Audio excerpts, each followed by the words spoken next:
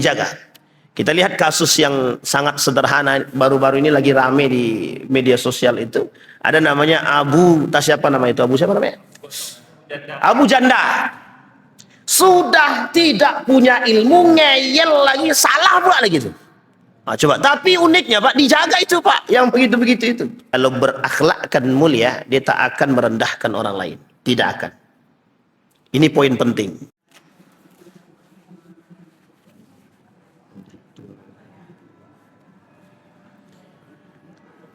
A'udzu billahi minasyaitonir rajim. Bismillahirrahmanirrahim. Assalamualaikum warahmatullahi wabarakatuh.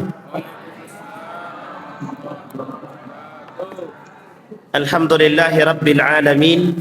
Alhamdulillahilladzi arsala rasulahu bil huda wa dinil haqq liyudhhirahu 'alad dini kullih. Wa kafa billahi shahida. Asyhadu an la ilaha illallah wahdahu la syarika lah. Wa ashhadu anna Muhammadan abduhu wa rasuluh la nabiyya ba'd. Allahumma salli wa sallim wa barik ala hadzal nabiyyil karim. Allahumma salli ala Muhammad wa ala ali Muhammad fil alamin innaka Hamidum Majid. Ya ayyuhalladzina amanu taqullaha wa qulu qawlan sadida yuslih lakum a'malakum wa yaghfir lakum dhunubakum wa may yuti'illaha wa rasulahu faqad faza fawzan 'azima. Puji syukur kehadirat Allah dengan mengucapkan alhamdulillahirabbil alamin. Berselawat kepada Nabi dengan mengucapkan Allahumma salli ala Muhammad wa ala ali Muhammad fil alamin innaka Hamidum Majid. Bapak Ibu sekalian yang berbahagia, mudah-mudahan yang hadir subuh hari ini husnul khatimah. Amin ya rabbal alamin. Pertama, kita doakan orang tua kita. Kalau yang telah mendahulukan, Allah tempatkan di tempat terbaik di sisinya, Allah terima amal ibadahnya, Allah kumpulkan kelak bersama orang-orang yang saleh. Dan untuk orang tua kita yang masih hidup, sehat, kuat, anak yang selalu mendoakan, rezeki yang melimpah, keluarga kita yang sakinah, mawaddah, warahmah, insyaallah husnul khatimah. Aman, ibu-ibu aman? Benar, aman. Ini namanya konferensi pers namanya. Ini orang-orang nih kayak gini lah nih buat dajjal-dajjal baru. Baik, Bapak Ibu sekalian yang berbahagia, ada satu hadis tapi hadisnya qudsi. Kata baginda Nabi Muhammad sallallahu alaihi wasallam, wa qala Allah Ta'ala. Kata baginda Nabi Muhammad sallallahu alaihi wasallam, dan dia menukil perkataan Allah. Jadi hadis qudsi itu lafaznya, kalimatnya dari Allah, maknanya dari Allah juga. Jadi Nabi cuma menukilkan saja. Ditambah kalau ada bahasanya qala Rasulullah sallallahu alaihi wasallam, qala Allah Ta'ala atau qala azza wa jalla. Nah, kalau ada kalimat begitu itu tandanya hadisnya qudsi namanya. Hadis qudsi itu apa? Hadis yang perkataannya dan lafaznya itu dan maknanya langsung dari Allah. Cuma tak masuk dalam Al-Quran. Tak masuk dalam Al-Quran. Apakah ada perbedaan antara hadis qudsi dengan Al-Quran? Ada perbedaannya. Kalau hadis qudsi itu diamalkan dia, baru dia dapat ibadah, dapat nilai pahala. Tapi kalau tak diamalkan, dia sama dengan hadis Nabi, hadis biasa. Hadisnya Nabi juga begitu. Nah, apa bedanya hadis qudsi dengan hadis Nabi? Hadis qudsi itu lafaznya, hadis Nabi itu lafaznya dari Nabi, lafaznya, kalimatnya, maknanya datang dari Allah. Makanya semua perkataan Nabi itu wahyu. Wa ma yantiqu 'anil hawa in huwa illa wahyun yuha. Jadi Nabi itu tidak mungkin bicara sesuatu kalau seandainya itu bukan wahyu. Itulah yang disebabkan, yang dikatakan bahwa Nabi itu maksum. Seburuk-buruknya perangai Nabi tidak seburuk perangainya manusia sekarang. Karena Nabi pernahkah Nabi pernah perangai yang buruk? Tak punya. Akhlak Nabi baik, terjaga. Tapi pernahkah Nabi salah? Pernah. Kalau salah, Nabi pernah salah. Semaksum-maksumnya Nabi, Nabi itu manusia. Semaksum-maksumnya Nabi, Nabi adalah manusia. Mesti ada salahnya. Apa salahnya Nabi? Ya kadang-kadang Nabi lupa. Ya itu wajar, manusia. Kalau Nabi sama dengan malaikat, berarti tidak Nabi namanya. Ya, Nabi itu kalau malaikat jelas. Malaikat Allah sebutkan dalam surat itu di juz 28. yang selalu bertasbih, tidak mungkin dia melakukan perbuatan salah karena dia nggak punya akal. Itu saja perbedaannya. Nah, hadis Nabi tadi dengan hadis qudsi itu sama. Kalau diamalkan hadis tadi baru dia bernilai pahala. Maka itulah yang disebut dengan sunnah. Nah, di dalam hadis Nabi ada sifatnya sesuatu yang diperintahkan atau diajak oleh Nabi. Yang diajak oleh Nabi berarti tandanya sunnah. Kalau tak diajak oleh Nabi berarti belum tentu sunnah. Contoh, Nabi melakukan sholat tahajud 100 rakaat misalkan. Tapi Nabi tak katakan untuk kita ikut. Jadi kalau kita buat ya silahkan kalau sanggup. Kalau tak sanggup tak usah dibuat. Puasa yaumad dahar, saumad dahar. Puasa setiap waktu, setiap hari. Nabi tak anjurkan. Tapi Nabi membuat itu. Pernah Nabi melakukan perbuatan tersebut, puasa tersebut. Hadis qudsi itu tadi lafaznya dan maknanya dari Allah. Kedua-dua hadis ini kalau diamalkan baru bernilai pahala. Tapi kalau Al-Quran muta'abbad bitilawatihi, dia terikat dia. Jadi Al-Quran itu bedanya dengan hadis-hadis tadi, dia terikat dia. Apa maksud terikat itu? Terikat itu kalau kita dengarkan dapat pahala, kita baca dapat pahala, kita paham dapat pahala, kita amalkan lebih besar pahalanya. Dengarkan saja itu pahala. Membawa Al-Quran saja, membawa Al-Quran dengan cara yang baik, etik yang baik, dan niatkan karena Allah dapat pahala. Begitulah sisi kelebihan Al-Quran. Apa kata Nabi? Qala Nabi SAW wa qala Allah Ta'ala fima jahadta jahadtu fika wa qala Allah Ta'ala kazzabta wa taqulul malaika kazzabta. Kata Nabi, untuk siapa engkau berjihad bersungguh-sungguh? Kata seorang hamba tadi, untuk Allah. Dijawab sama Allah, ente dusta, kata Allah. Kemudian malaikat juga bilang, ente dusta, kata malaikat. Tapi malaikatnya nggak bilang ente ya. Nanti bukan malaikatnya bilang ente dusta, bukan. Tapi dia dusta. Kata malaikat begitu. Jahatta liyuqalu mujahidan. Engkau bersungguh-sungguh agar dipanggil seorang mujahid. Agar engkau dipanggil seorang mujahid. Kita bersungguh-sungguh tapi sebenarnya bukan untuk Allah. Maka Allah sebutkan, ente bersungguh-sungguh, Anda bersungguh-sungguh bukan untuk Allah. Tapi untuk orang lain. Yang kedua, fima ta'allamtal ilma wa qara'tal Qur'an. Untuk siapa kau baca Quran, kau belajar ilmu. Kemudian dijawab, ta'allamtul ilma fika wa qara'tul Qur'ana fika. Aku baca Quran, aku belajar ilmu untuk dirimu wahai Allah. Kata Allah, kadzabta, ente dusta. Wa taqulul malaika kadzabta. Kata malaikat, ente dusta. Ta'allamtal ilma liyuqalu aliman wa qara'tal Qur'ana liyuqalu qari'an. Kalau istilah kita sekarang ini bahasanya, ente belajar ilmu biar dipanggil orang alim. Makanya kadang-kadang kita curiga, Pak, banyak orang banyak gelar itu, hati-hati juga. Jangan sampai terjebak dalam, mohon maaf, penyakit. Apa penyakitnya? Ada penyakitnya. Kata Allah dalam Al-Quran, wa minan nasi may yu'jibuka qawluhu fil hayatid dunya. Kelak di akhir zaman tuh banyak kali orang itu mengejar gelar yang bagus, tapi mohon maaf, ilmu tak ada, cuma karena gelar saja. Tapi akhirnya dengan gelar tadi dia bisa mengelabui manusia. Dengan gelar yang banyak tadi dia bisa mengelabui manusia. Bapak Ibu, saya mau kasih tahu, ada satu tren di Pekanbaru ini yang saya tak temukan di tempat lain. Sebelum saya di Pekan ini, saya tinggal di salah satu tempat Yogyakarta. Tapi saya menemukan unik di Pekanbaru inilah. Kenapa saya bilang unik? Ini mungkin entah bilang curhat apa mungkin curhat juga ya.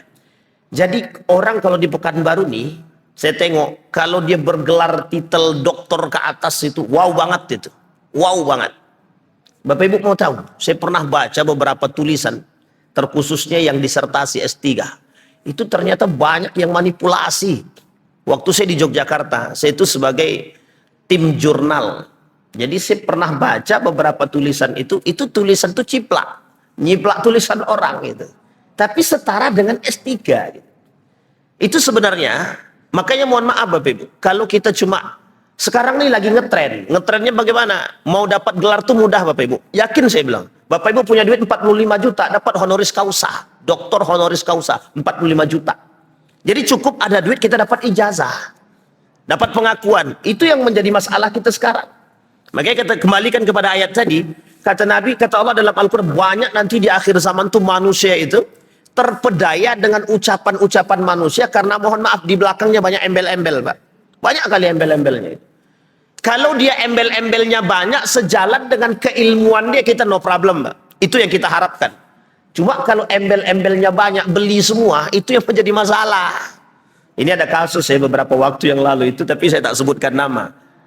Justru ada seorang anggota dewan, itu mohon maaf itu. Tiba-tiba udah dapat gelar doktor itu. Saya tak tahu kapan kuliahnya, kan mantap juga.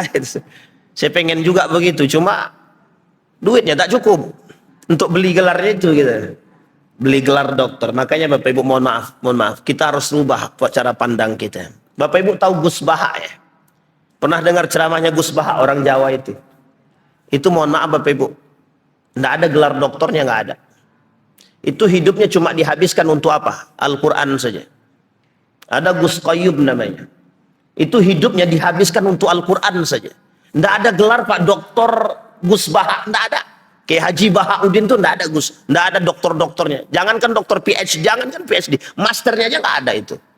Tapi ilmunya itu kalau mohon maaf, hari ini untuk sisi Al-Quran itu yang terpandang itu beliau.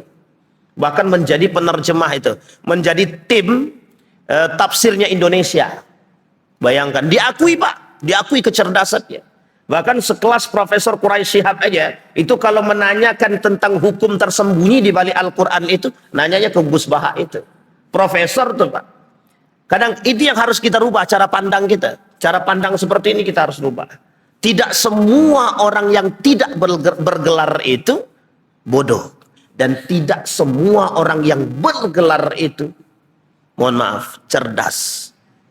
Bisa dipahami Bapak Ibu, yang harus kita rubah. Tapi kalau bergelar cerdas dia, cerdas dia, oh itu yang kita harapkan betul Pak. Itu yang kita harapkan. Jadi jangan kita nanti menjadi pertanggungjawaban di hadapan Allah. Ya Ridwan, apa gelarmu? Doktor PhD. Kau beli atau kau bayar buat sendiri? Beli ya Allah. Itu malah susah jawab itu. Gimana kata Allah kan gitu. Nah ini yang disebut Bapak Ibu, yang disebut dalam hadis Nabi tadi. Fima ta'allamtal ilma. Ta'allamtul ilma fika. Kata Allah, kadzabta wa taqulul malaika kadzabta. Ente dusta kata Allah.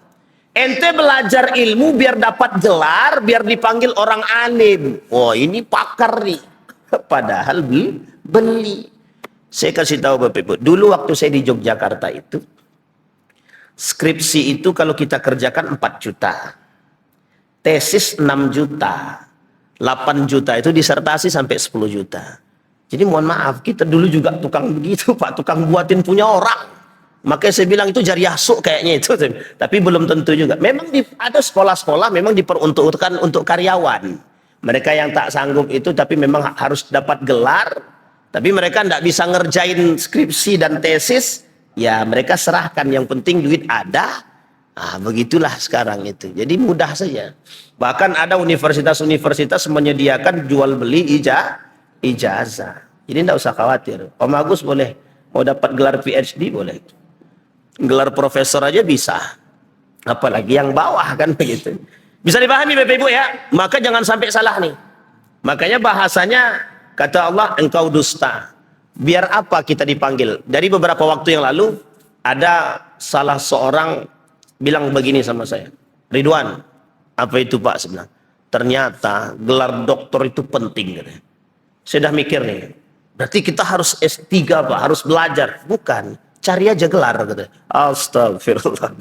Kata dia biar wow gitu, biar dipandang. Gitu.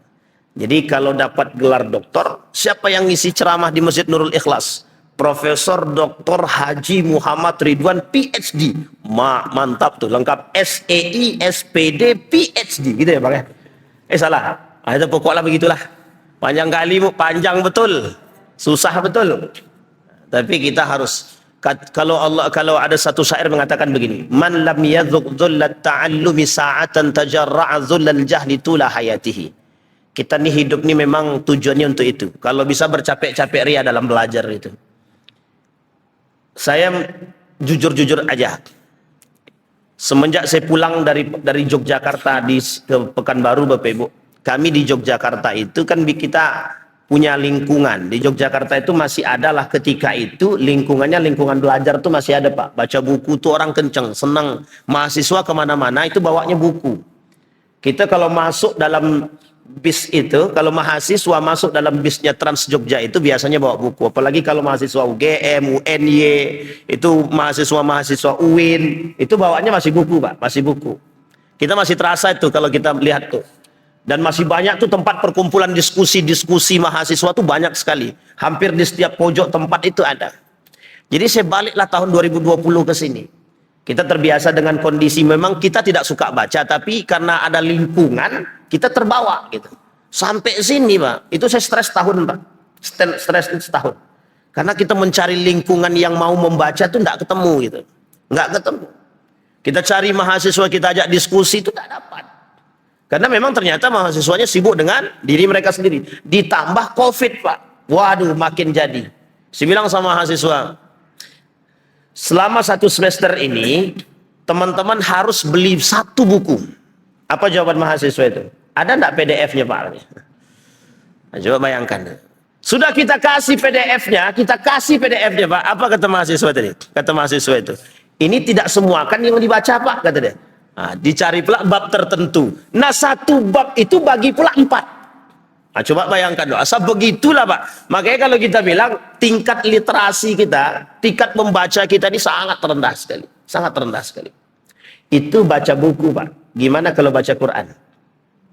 Itu baca buku ya. Gimana kalau baca Quran? Kira-kira serendah apa? Lebih banyak mana orang baca novel atau baca Quran? Novel, jelas. Apalagi kalau novelnya tentang cinta. Habibur Rahman El-Sirazi, Api Tauhid. Wah, itu kental, Pak. Sampai duduk sampai malam pun mereka siap itu baca itu, Pak. Tapi kalau baca Quran, 1 lembar setengah dah begini matanya. Aduh, ngantuk kali lah kan. Itu fakta itu. Fakta. Makanya kalau Bapak Ibu kalau nggak ngantuk-ngantuk baca Quran aja. Insya Allah ngantuk 2 menit selesai. Ngantuk itu 2 menit selesai. Bisa dipahami Bapak Ibu ya, kembali. Wa fi ma qara'atal Quran, untuk siapa kau baca Quran? Kau pelajari Al-Quran, kau baca Al-Quran untuk siapa? Kata hamba tadi, untukmu Allah. Kata Allah, kadzabta, kata malaikat ente dusta gitu. Qara'atal Qur'ana liyuqalu qari'an. Kau pelajari Al-Quran biar dipanggil alim, kau baca Al-Quran biar dipanggil qari. Ini Bapak Ibu, kita sering hati-hati dengan orang-orang penghafal Quran, hati-hati. Siapapun di antara kita yang mempelajari Al-Quran, hati-hati. Yang punya suaranya bagus, yang punya bacaan bagus, jaga hati betul. Terdetik saja dalam hati kita nih, kita katakan, kayaknya aku lebih baik lah bacaannya daripada imam tuh. Rusak tuh, sudah amal ibadah kita rusak. Amal ibadah kita sudah rusak. Namanya ujub namanya. Penyakitnya apa namanya, Bapak Ibu? Ujub. Atau bahasa lainnya, membanggakan diri. Selalu menganggap diri lebih baik daripada yang lain. Itu yang kedua. Nanti ada kaitannya dengan apa yang kita sampaikan. Yang ketiga, Bapak Ibu sekalian yang berbahagia, fima tasaddaqta, untuk siapa engkau bersedekah, kata Allah. Tasaddaqtu fika, aku bersedekah untukmu wahai Allah. Dijawab sama Allah, kadzabta wa taqulul malaika kadzabta, engkau dusta, kata Allah. Kata malaikat, engkau dusta, kata dia. Kenapa demikian? Tasaddaqta liyuqalu mutasaddiqa wa rakha wa sakha. Ente bersedekah biar dipanggil dermawan. Biar dipanggil dermawan. Nah, baik Bapak Ibu sekalian berbahagia. Yang pertama tadi bersungguh-sungguh. Yang kedua, kita menuntut ilmu baca Quran bukan untuk Allah. Yang ketiga, kita bersedekah untuk siapa, kemana, dan untuk siapa. Artinya itu semua dikembalikan kepada niat kita yang baik. Nah, itu yang ingin kita sampaikan. Niat yang benar berpengaruh pada perilaku yang baik. Niat yang benar berperilaku pada niat yang baik berperilaku kepada niat yang baik berdampak pada perilaku yang baik, menghasilkan perilaku yang baik. Sekarang pertanyaan atau sikap. Sekarang pertanyaannya adalah bagaimana kita menghasilkan niat yang baik. Bagaimana kita menghasilkan niat yang baik? Kita ambil contoh kasus Bapak Ibu ya. Kita lihat kasus sekarang ini di negara kita nih, itu kita melihat orang-orang yang mohon maaf tidak berakhlak, orang-orang yang tidak punya perilaku yang baik, orang-orang yang bodoh itu dijaga. Kita lihat kasus yang sangat sederhana baru-baru ini lagi rame di media sosial itu. Ada namanya siapa nama itu? Siapa namanya? Abu Janda. Sudah tidak punya ilmu, ngeyel lagi, salah pula lagi itu. Nah, coba, tapi uniknya Pak, dijaga itu Pak, yang begitu-begitu itu. Ini yang kita maksud tadi, bahasanya adalah berdampak pada perilaku yang tak baik. Coba bayangkan Bapak Ibu, kalau kita punya niat yang baik. Kalau dia punya niat yang baik untuk menghadiri dalam satu situasi dan diskusi itu, kalau berakhlakkan mulia, dia tak akan merendahkan orang lain. Tidak akan. Ini poin penting. Jadi Bapak Ibu sekalian yang berbahagia, mengapa ilmu itu sangat berpengaruh pada perilaku, dan ilmu itu tidak bisa didapat, ilmu yang baik berdampak pada perilaku yang baik. Mendapatkan ilmu yang baik itu harus diawali dengan niat yang baik. Kita ambil contoh. Bapak Ibu niatnya belajar, tapi belajarnya karena untuk jadi pintar. Atau Bapak Ibu belajar hanya untuk mendapatkan gelar ijazah, gelar ataupun ijazah. Kira-kira selesai Bapak Ibu dapat ijazah, kemudian Bapak Ibu harus mencari kerja.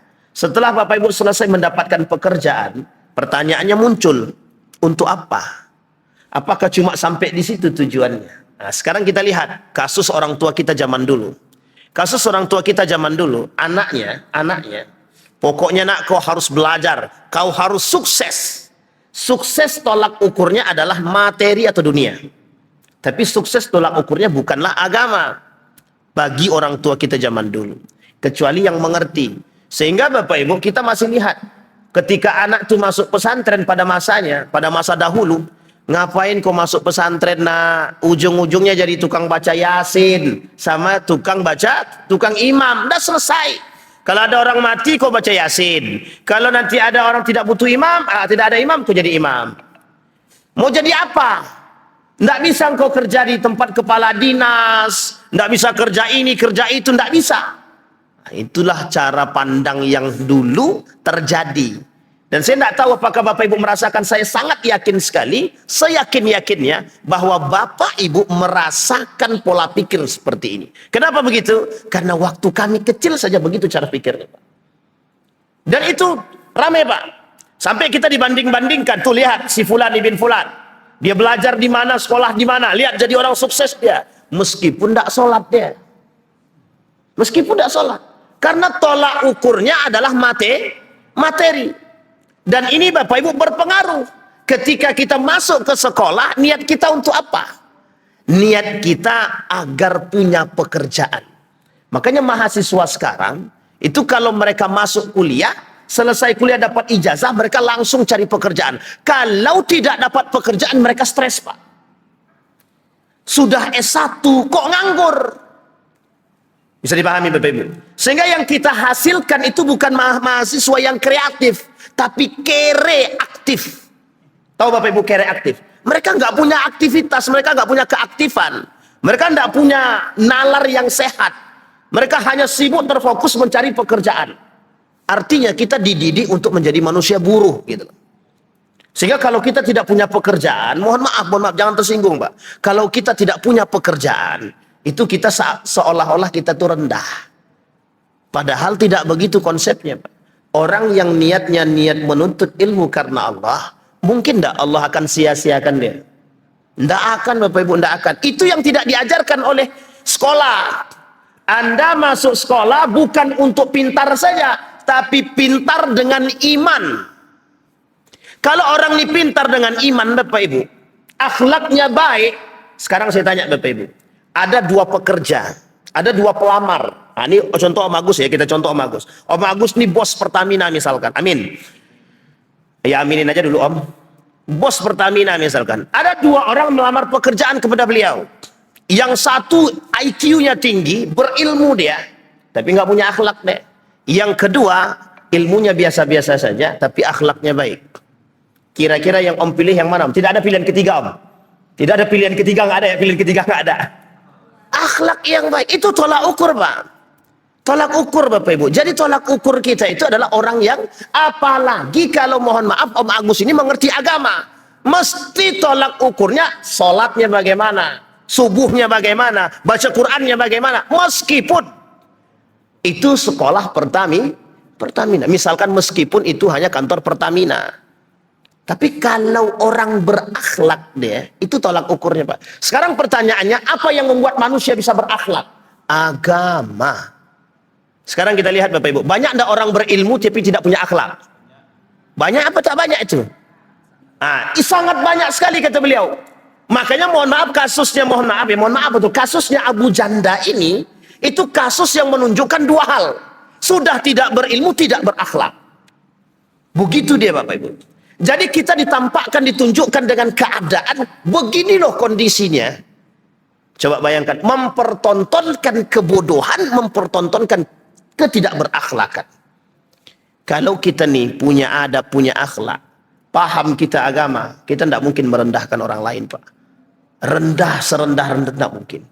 Orang yang merendahkan orang lain, orang yang menghinakan orang lain, dihinakan oleh Allah dan direndahkan oleh Allah. Jadi Bapak Ibu, siapapun kita yang punya ilmu, jangan pernah merendahkan orang yang tidak berilmu dalam pandangan kita. Bisa jadi. Misal contoh ya Bapak Ibu, contoh. Bapak Ibu punya ilmu agama. Bapak Ibu lebih paham agama daripada orang lain. Tapi bisa jadi dari sisi akuntansi, dia lebih pintar daripada Bapak Ibu. Harus kita pahami ini. Artinya, kalau Bapak Ibu punya pemahaman agama yang lebih, dia punya ilmu yang berbeda dan lebih tinggi. Bisa jadi. Jadi tolong saling menghargai. Jadi di sini poin pentingnya Bapak Ibu. Nah sekarang Bapak Ibu, apa dampaknya daripada ilmu yang tadi? Salah niat. Ya, kita bentuk ilmu salah niat. Apa dampaknya salah niat tadi? Perilaku kita, ilmu yang kita dapat salah. Apa dampaknya daripada ilmu yang salah? Ilmu yang salah berdampak pada perilaku yang salah. Pertanyaannya, perilaku yang salah ini berdampak pada apa? Berdampak terhadap apa dalam perilaku kehidupan kita? Di dalam agama, orang yang berperilaku tidak baik itu bisa berdampak pada satu penyakit yang disebut dengan nifak. Apa namanya Bapak Ibu? Nifak. Apa itu nifak itu? Munafik. Na'udzubillahi tsumma. Saya bacakan hadisnya Bapak Ibu. Kata Umar bin Al-Khattab, "Inna akhwafa ma akhafu alaikum munafiqun alimul lisan." Kata sahabat bertanya kepada Umar bin Khattab, "Kaifa yakunu munafiqan aliman aw aliman munafiqan?" Bagaimana caranya orang alim bisa munafik? Bagaimana bisa orang munafik itu alim? Dijawab sama Umar bin Khattab, "Munafiqul qalbi alimul lisan." Hatinya munafik, lisannya cerdas. Bisa dipahami itu? Bisa dipahami Bapak Ibu? Ini yang menjadi masalah. Kalau kita rujuk lagi kepada perkataan Allah dalam Al-Quran, kabura maqtan an taqulu ma la taf'alun. Salah satu bentuk karakteristik orang nifak itu adalah mereka berbicara tapi tak melakukan. Nah, ini yang paling berat nih. Lima taqul kabura maqtan an taqulu ma la taf'alun. Ente bilang tapi ente nggak buat gitu. Masih mending ente punya usaha untuk berbuat sekalipun tidak sempurna. Masih mending. Contoh, Bapak Ibu sholat tahajud jangan lupa. Ini saya ngajak. Sementara saya sendiri sholat tahajudnya cuma 2 rakaat. Bapak Ibu 4 rakaat. Ataupun misalkan saya lagi proses mau sholat tahajud. Kadang sholat, kadang tidak. Kadang sholat, kadang tidak. Masih mending daripada tidak sholat sama sekali. Bisa dipahami Bapak Ibu ya? Ini poin penting.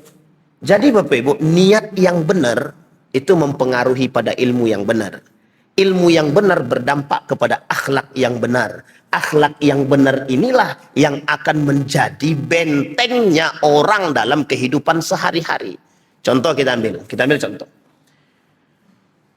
Ada orang yang suka mencaci maki. Coba Bapak Ibu telaah sedikit-sedikit. Orang yang suka mencaci maki itu. Kira-kira dulu niatnya nuntut ilmu itu baik apa tak baik? Itu aja. Kita lihat, kok bisa orang berilmu tapi mulutnya tidak berilmu? Kok bisa orang berilmu mulutnya tidak Artinya, ilmu yang dia pelajari tidak mampu mempengaruhi akhlak. Pertanyaannya adalah, Buat apa kita belajar? Kami belajar ini Ustaz cukup mendapat ilmu saja. Salah. Salah.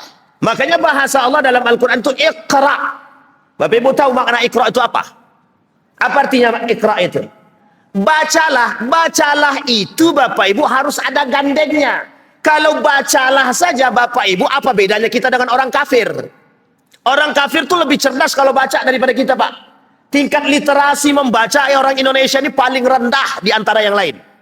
Kalau Bapak Ibu datang ke Eropa, itu tingkat membacanya kenceng, Pak. Tidak ada hari tanpa membaca. Apa bedanya kita dengan mereka? Mereka baca. Orang Jepang, rajin Pak. Orang Jepang tuh masuk kereta api, itu bawa buku, baca buku, Pak. Pertanyaannya apa bedanya kita dengan mereka? Apa bedanya kita membaca dengan orang kafir membaca? Perbedaannya satu saja. Kita seharusnya, sewajibnya, seyogyanya, kita membaca dengan iman. Itulah perbedaan orang beriman dengan orang tidak beriman. Mereka membaca tanpa iman. Kita membaca dengan iman. Makanya disebut dengan kalimat selanjutnya. Ketika Nabi suruh baca, Nabi jawab, ma'ana bi qari, aku tidak bisa baca. Jawab kedua, ketiga, sama jawabannya. Tapi yang keempat, apa kata malaikat? Iqra bismi rabbikal ladzi khalaq. Jadi kita cerdas harus dengan iman. Lah pertanyaannya kita kembalikan. Ada orang cerdas secara keilmuan, tapi kok nggak punya adab dia? Kok nggak punya iman dia? Misal kita ambil kasusnya Kementerian Agama meskipun sudah minta maaf ya, alhamdulillah. Tapi kita lihat kasusnya sedikit saja, sedikit lihat kasusnya. Kira-kira cerdas nggak beliau? Pintar nggak? Pintar. Tapi kok bisa beliau mengatakan tinggalkan zakat? Nah ini poin penting yang harus kita lihat. Artinya ketika ada sesuatu yang salah, orang tersebut bisa saja terpeleset dalam jurang. Bisa dipahami Bapak Ibu ya? Kok bisa seorang yang mengerti agama yang mengatakan kok tinggalkan zakat? Tapi dia mengerti agama. Kok bisa? Nah, di sini poin pentingnya. Sama seperti ada seorang tokoh bergelar profesor, dia bilang begini, bahwa agama itu adalah musuh negara. Agama ini musuh negara. Artinya Bapak Ibu, artinya ketika beliau berbicara seperti itu, ada apa? Bisa dipahami ya? Sama orang yang mengatakan begini, Al-Quran itu sudah nggak eksis sekarang. Nggak boleh kita pegang Al-Quran itu. Al-Quran itu sudah nggak cocok dengan zaman sekarang. Nah, ini sama. Kalau yang berbicara Muslim, nanti nifak dia, munafik dia. Pertanyaannya cerdas nggak dia? Cerdas Pak. Tapi persoalannya iman nggak dia? Tidak. Bisa dipahami ya? Berakhlak nggak dia? Tidak. Dia tidak berakhlak kepada Allah, tidak berakhlak kepada Rasulullah. Jadi akhlak itu bukan hanya kepada manusia. Bapak Ibu baik dengan manusia, tapi Bapak Ibu tidak baik dengan Allah, berarti Bapak Ibu tidak punya akhlak kepada Allah. Mana yang lebih berbahaya? Tidak punya akhlak kepada Allah dan Rasulnya, atau tidak punya akhlak kepada manusia? Mana yang paling yang tidak baik? Yang paling parah tidak baiknya? Tidak punya akhlak kepada Allah dan Rasulnya, atau tidak punya akhlak kepada manusia? Mana yang paling parah? Dua-duanya Pak, parah itu. Tidak punya akhlak kepada Allah, tidak punya akhlak kepada Rasulullah, tidak punya akhlak kepada manusia, sama. Makanya poin ketiga yang paling penting, apa itu? Harus berakhlak kepada Allah. Orang yang berakhlak kepada Allah, mesti dia berakhlak kepada manusia. Tapi orang yang berakhlak kepada manusia, belum tentu dia berakhlak kepada Allah. Bisa dipahami Bapak Ibu ya? Kita ambil contoh. Ustadz, itu tetangga kami itu Ustadz, non-muslim dia. Tapi baiknya bukan main Ustadz, baik. Kami dibantunya, semua dipenuhinya. Kalau kami punya masalah dia datang. Pertanyaannya adalah, kira-kira kalau dia mati masuk surga apa masuk neraka? Surga apa neraka? Ustadz cepat kali bahas surga nerakanya kan. Tapi kita lihat Bapak Ibu, kira-kira terhadap manusia baik enggak dia? Baik banget. Sayangnya dia belum baik kepada Allah dan Rasulnya, karena dia tidak beriman kepada Allah.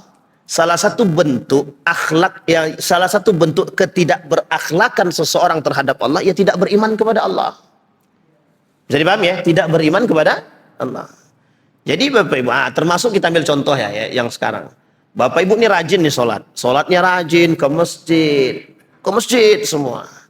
Tapi kok lisannya masih mencaci dan memaki, masih suka gibah, apalagi di bulan Ramadan. Tapi Ustaz, setan di bulan Ramadan kan tidak ada dibelenggu. Ya manusia itu yang jadi setan. Lah memang manusia, setan itu kan ada dua Bapak Ibu. Setan itu ada dua. Satu minal jinni, dari jin, dari bangsa jin. Yang kedua dari manusia. Jadi yang dibelenggu itu yang dari manusia apa dari jinnya? Setan itu sifat, syaiton itu sifat, ya, karakter. Syaiton itu karakter, sifat. Jadi salah satu sifatnya jin dan iblis itu adalah syaitan. Nah sekarang syaitan ini ada dua. Dalam surat Al-Kahfi juga disebutkan ada dua. Satu dari bangsa jin, yang kedua dari bangsa manusia. Makanya kenapa di bulan Ramadan masih banyak orang yang tidak puasa? Karena setannya diri dia sendiri. Itu yang menjadi masalah. Bisa dipahami Bapak Ibu ya? Tapi setan benar setannya dibelenggu. Tapi mohon maaf, manusianya udah jadi setan duluan. Makanya kalau ada bahasanya Zainuddin MZ itu, setan sekarang nggak banyak kerjaan. Nggak banyak kerjaan kata dia. Kata Zainuddin, kata setan dan jin itu kami sudah tidak perlu lagi banyak kerjaan katanya. Kenapa? Setannya udah banyak katanya. Sudah jadi setan semua kata dia gitu. Itu yang menjadi masalah itu gitu Pak. Bisa dipahami Bapak Ibu ya? Begitulah pentingnya. Nah sekarang kita kembalikan dari kasus-kasus yang saya sampaikan tadi. Ada yang poin pentingnya Bapak Ibu. Apa poin penting utamanya? Disitulah mengapa Imam Nawawi dalam kitabnya Arba'una Hadisan, ada 40 hadis yang dirangkum jadi Al-Arba'in namanya. Begitu juga Ibnu Rajab Al-Hambali mengumpulkan 50 hadis daripada sekian banyak hadis baginda Nabi. Di antara dua kitab ini, hadis pertama yang mereka tulis itu innamal a'malu binniyat. Yang pertama kali itu adalah niat. Makanya Bapak Ibu, ketika Bapak Ibu melakukan ibadah, apa yang pertama kali yang harus Bapak Ibu sampaikan? Niat. Perbaiki niat. Niat itu di lisan apa di hati? Di lisan atau di hati? Di sini. Niat itu di sini. Ittafaqal ulama, sepakat semua ulama niat itu di hati. Kalau lafaz itu untuk memperkuat niat saja. Bisa dipahami ya? Nah, pertanyaannya adalah bagaimana niat yang baik ini? Apakah niat yang baik akan selalu menghasilkan kebaikan? Selalu Pak, setiap niat yang baik akan menghasilkan kebaikan. Tergantung di tengah-tengahnya. Dalam proses menuju kebaikan tadi, ada yang sabar, ada yang tidak sabar. Yang sabar dalam proses tadi akan menghasilkan kebaikan. Yang tak sabar akan merubah niat yang baik tadi karena ketidaksabaran akan merubah menjadi, mohon maaf, sesuatu perbuatan yang tidak yang tidak diinginkan. Jadi Bapak Ibu, kalau kita boleh membahasakan, proses itu penting.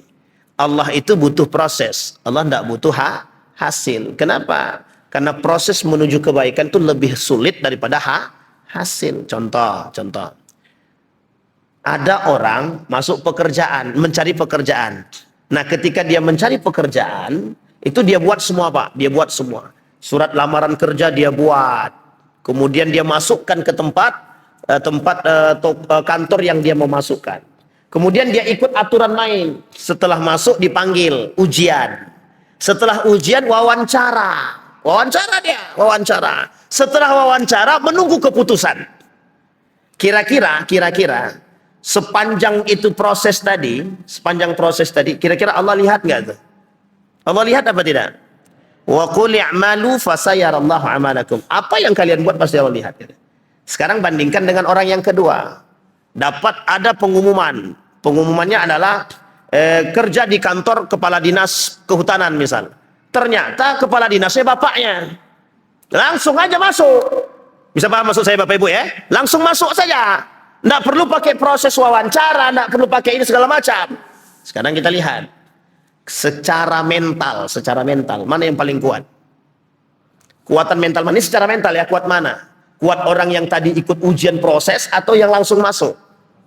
Baik, itu secara mental. Sekarang kita lihat secara agama, mana yang paling benar? Yang pertama apa yang kedua? Bisa dipahami Bapak Ibu. Yang kedua, dengan model nepotisme, itu ada beberapa kemungkinan yang kita khawatirkan terjebak dalam perbuatan yang salah. Sehingga ketika dia mendapatkan mohon maaf, dia dari hasil yang salah. Dia dapat dari hasil yang salah. Dia dapat dari hasil suap misalkan. Dia akan menghasilkan gaji yang haram. Gaji yang haram yang dia masukkan ke dalam perutnya berubah menjadi yang haram. Bayangkan dengan proses ini, dia masuk dengan cara yang baik tanpa ada suap. Dia pengen masuk itu dengan cara yang baik. Kenapa? Dia tahu bahwa nanti ketika dia diterima, gaji yang dia terima adalah hasil jerih payah yang diridhoi oleh Allah dan diikhlaskan. Dan ini lebih halal daripada yang didapat pada poin yang kedua. Pertanyaannya ada, apakah ada berdampak pada perilaku? Ada.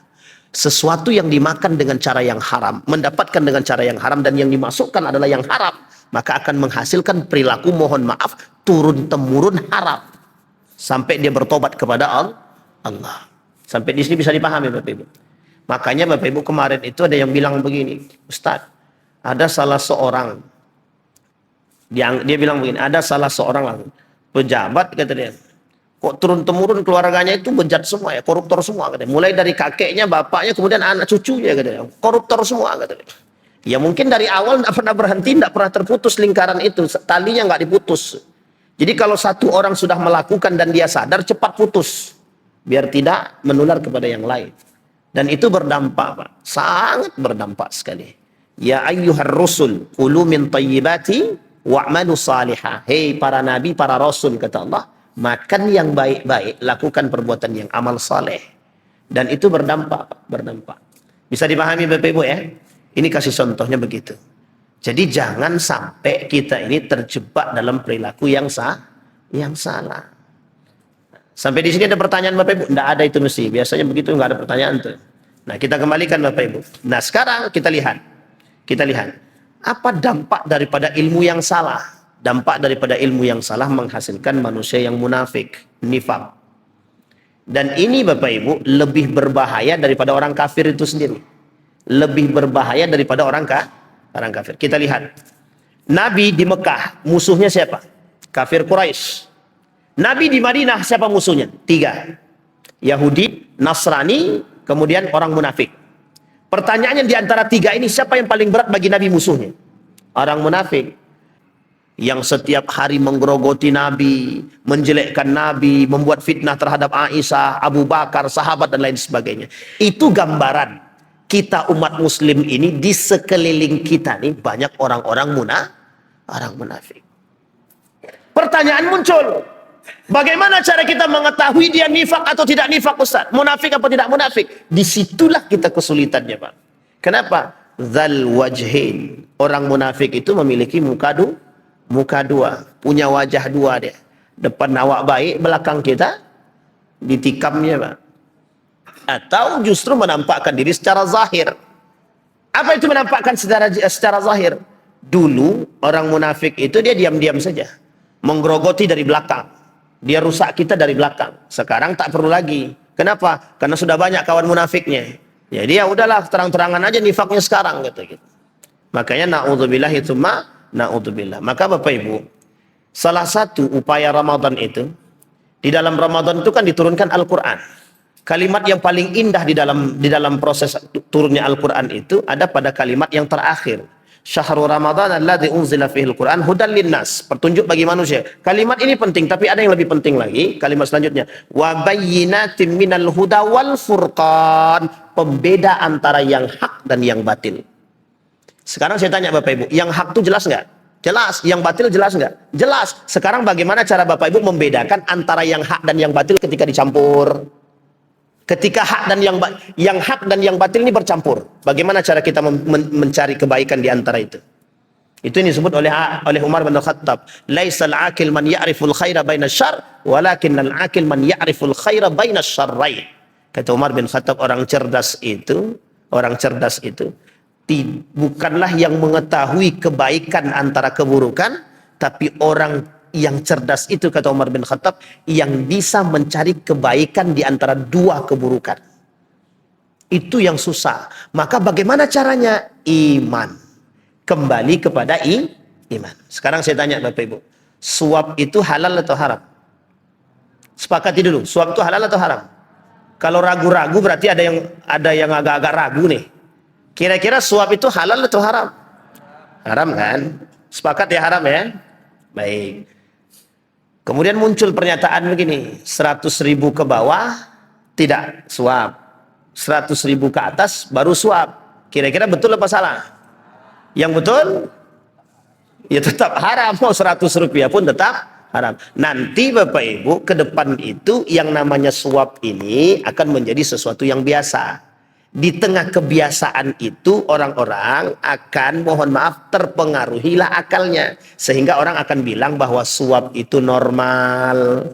Dari pernyataan suap itu normal akan berubah hukum. Apa hukumnya? Yang tadinya haram menjadi halal. Ataupun menjadi mubah. Itu yang kita khawatirkan. Bahasa ini disebut dengan normalisasi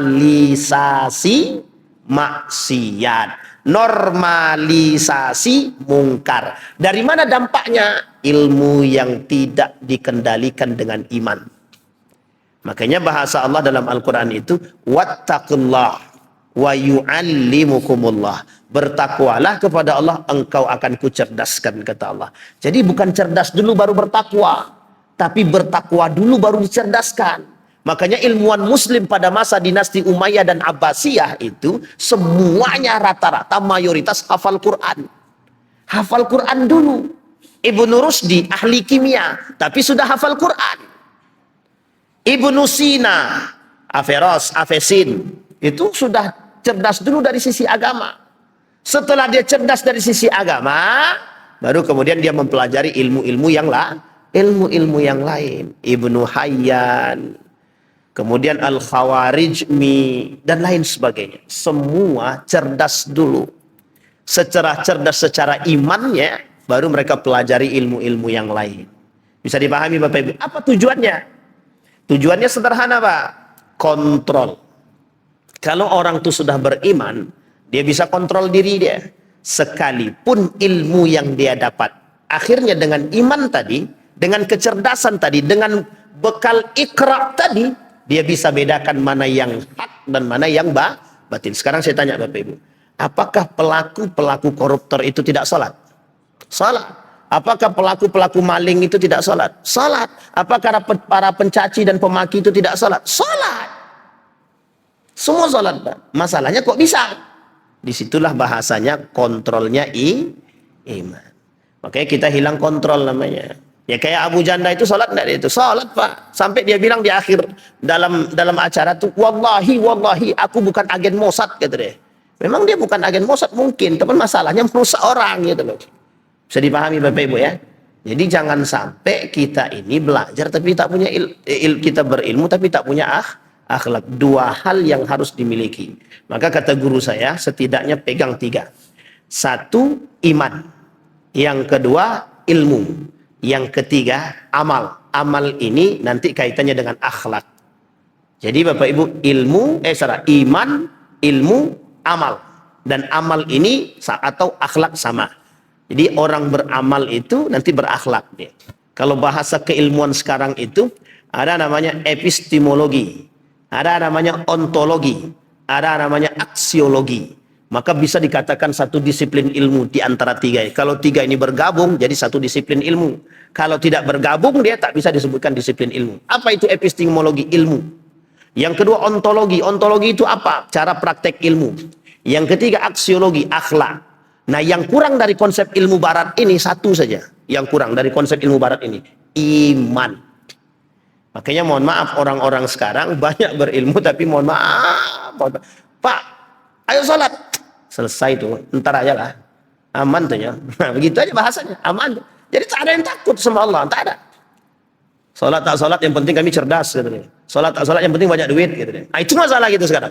Jadi sholat tidak sholat yang penting banyak duit. Itulah dampak daripada niat yang salah. Sama Bapak Ibu ibadah niatnya untuk Allah bukan untuk manusia. Apalagi kalau udah tua-tua nih, tengok aja di atas tuh, kapan aku mati, dah selesai itu. Kalau kita sudah ingat kapan mati, insya Allah yang kita lihat adalah sesuatu yang baik. Yang kita khawatirkan niat kita salah, karakter kita buruk, langsung dimatikan sama Allah. Sedang maling mati dia, masuk surga atau neraka itu? Sedang maling mati dia, masuk surga atau neraka? Jangan cepat-cepat nerakakan dulu. Ntar dulu bisa jadi dia maling untuk bantu orang. Tapi pertanyaannya kok maling? Kalau mau bantu orang ya nggak perlu maling harus ya kan? Jadi ini pernah terjadi, pernah. Sekarang saya tanya Bapak Ibu, ketika perbuatan Sunan Kalijaga maling rumah orang itu, malingnya rumah para pejabat-pejabat yang bekerja sama dengan Belanda itu, kira-kira salah nggak niatnya itu? Perbuatannya salah nggak itu? Salah perbuatannya, niatnya benar nggak? Niatnya benar. Tapi kalau dia mati sedang maling kemarin itu gimana caranya itu? Nah, itu yang kita bingungkan Pak. Kembali kepada bagaimana dia melakukan perbuatan tersebut, apakah niat untuk siapa dan lain sebagainya, itu penting untuk menjadi tolak ukur. Sehingga Bapak Ibu sekalian yang berbahagia, kita ini termasuk orang-orang yang, mohon maaf kata Gus Baha itu, mendapatkan cintanya Allah, kasih sayangnya Allah itu sederhana. Masuk surga itu sederhana katanya. Apa itu sederhana?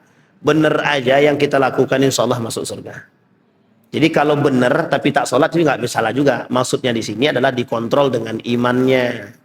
Jadi salah satu tolak ukur orang beriman itu ya sholat. Lah kalau dia tidak sholat jangan.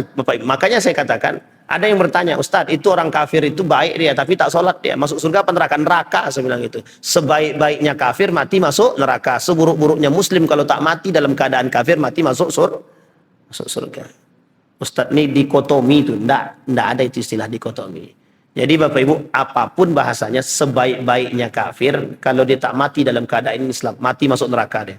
Jadi jangan puji-puji lagi. Dah tak perlu saya puji-puji lagi. Baik kali ya akhlaknya Ustaz. Ya baik akhlaknya, tapi mati tetap masuk neraka dia. Maka gimana cara kita nolong dia? Suruh dia masuk Islam, selesai itu. Nah, bisa pahami Bapak Ibu ya? Tapi Ustaz itu rumah sakit itu muslim. Rumah sakit Islam, tapi kelakuannya minta ampun susahnya. Ah, ini ada di unsur nifaknya juga. Jadi jangan membandingkan sesuatu yang tidak tepat untuk diperbandingkan. Yang paling baik itu adalah baik pelayanannya, baik perilakunya, muslim dia. Jadi muslim itu harus baik perangainya. Tapi harus Bapak Ibu bedakan antara muslim dan mukmin. Yang kita harapkan itu orang muslim jadi mukmin. Meskipun belum tentu muslim itu mukmin, tapi orang mukmin sudah mesti muslim. Bisa dipahami Bapak Ibu ya? Baik, saya kira itu saja Bapak Ibu sekalian berbahagia. Ada pertanyaan? Enggak ada Ustaz, alhamdulillah. Yalah, karena udah jam segini ini. Tadi malam itikaf Bapak Ibu? Oh, itikaf mandiri. Di rumah apa di masjid? Oh, di masjid ya, alhamdulillah. Ada itikaf mandiri, sudah ngantuk-ngantuk kami Ustaz. Dari jam 1 kami sudah di masjid. Nah, jangan, pokoknya Bapak Ibu ibadah silahkan lakukan sekuat tenaga, tapi mohon maaf kalau saya boleh sarankan jangan menyiksa diri. Ibadah jangan menyiksa di Allah sebut la taghlu fi dinikum. Boleh kita ibadah tapi jangan memaksakan diri. Saya kira itu saja, mudah-mudahan ada manfaat bagi kita semua. A'udzubillahi minasyaitonirrajim. Bismillahirrahmanirrahim. Hamdas syakirina hamdan na'imin hamdan yuwafi ni'amahu wa yukafi'u mazida. Ya Rabbana lakal hamdu kama yanbaghi li jalali wajhikal karim wa 'azimi sultanik. Allahumma salli ala Muhammad wa ala ali Muhammad. Allahumma faqihna fid din wa alimna at-ta'wil. Allahumma ansur man nasara ad-din wa khudhul man khadhal muslimin. Allahumma arina al-haqqa haqqa warzuqna ittiba'ahu wa arina al-batila batila warzuqna ijtinabah. Allahumma inna nas'aluka imanan kamila wa yaqinan sadiqah wa amalan salihan maqbulah wa tijaratan lan tabur. Ya hayyun ya qayyum ya fattah ya alim ya aziz ya ghaffar ya rabbal alamin. Allahumma ighfir lahum warhamhum wa'afihim wa'fu anhum wa akrim nuzulahum wa wasi' madkhalahum waj'alil jannata maswahum. Allahumma ij'alna min ahli al-Qur'an waj'al ahillatana min ahli al-Qur'an alladhina nahnu khasatuka wa ahluka ya arhamar rahimin. Allahumma ij'al al-Qur'ana hujjatan lana wa la hujjatan alaina. Allahumma ij'al al-Qur'ana hujjatan lana wa la hujjatan alaina. Allahumma ij'al al-Qur'ana hujjatan alaina wa la hujjatan alaina ya rabbal alamin. Rabbana atina fid dunya hasanah wa fil akhirati hasanah wa qina adzaban nar. Walhamdulillahi rabbil alamin. Assalamualaikum warahmatullahi wabarakatuh.